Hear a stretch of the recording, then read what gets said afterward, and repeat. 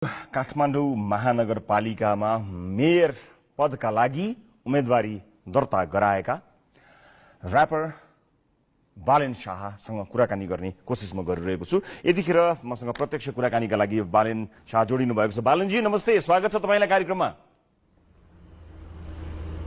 नमस्ते रविजी, धन्यवाद।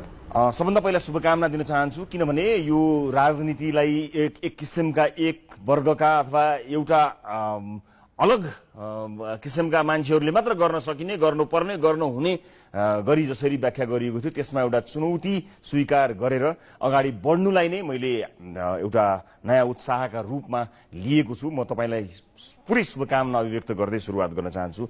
अब बताउनुहोस्, तयारी कस्तो गर्दै हुनुहुन्छ? धेरै मान्छेले चाहिँ के भनेका छन् भने यो सोसियल मिडियाको पपुल्यारिटी चाहिँ यो ब्यालेटमा कन्भर्ट हुँदैन, भोटमा खस्दैन भनेर भनिरहेका छन्। तपाईँ डिस्करेज हुनुहोस् त म भन्दिनँ, तर यसमा सचेत हुनुहोस् भन्न चाहन्छु। के छ तपाईँको फाइन्डिङ? आज उम्मेदवारी दर्ता गरुन्जेलको दिनसम्मको तपाईँको फाइन्डिङ के छ बालेनजी?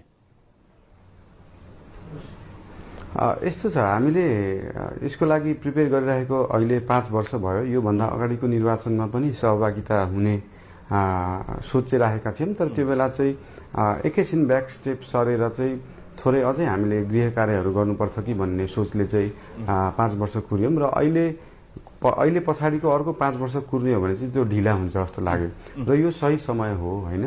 अनि सोसियल मिडियाको पपुलारिटीको जुन कुरा गर्नुभयो, जुन हाम्रो हिपहप एउटा जनर छ, त्यो अलरेडी नै नेपालमा सबभन्दा बहुचर्चित जनरमा पर्दछ र हामीले उम्मेदवारी घोषणा गर्दाखेरि नेपाल सरकारले स्थानीय निर्वाचनको बारेमा चर्चा पनि चलाएको थिएन। त्यो बेला यति गते गरिने अथवा यो महिनामा निर्वाचन गरिने भन्ने कुरा पनि चलेको थिएन र हामीले त्यो बेला एउटा घोषणा, एउटा लाइट रूपमा घोषणा गर्दाखेरि चाहिँ के भन्न खोज्यौँ भन्दाखेरि यो चाहिँ यति बेला निर्वाचन नजिकै गर्दाखेरि एउटा विमको रूपमा चाहिँ निर्वाचन भन्नाले स्थानीय सरकारमा हामी सहभागिता लिनलाई निर्वाचनमा सहभागिता दिने प्रयास गर्दछौँ भनेर अहिलेको बेलामा देखाउनुभन्दा पनि अगाडि नै देखाउँदाखेरि चाहिँ हामीले हाम्रो गृह कार्यका केही कुराहरू पनि देखाएका थियौँ। हाम्रो कन्सल्टेन्ट टिमहरूसँग बसेका केही कुराकानी, केही चित्रहरू पनि पेश गरेका थियौँ। हाम्रो सोसियल मिडियादेखि अरू मिडिया मार्फत हाम्रो कन्सल्टेन्टको ग्रुप छ। तपाईँको स्वास्थ्यका विज्ञहरू हुनुहुन्छ, शिक्षाका विज्ञहरू हुनुहुन्छ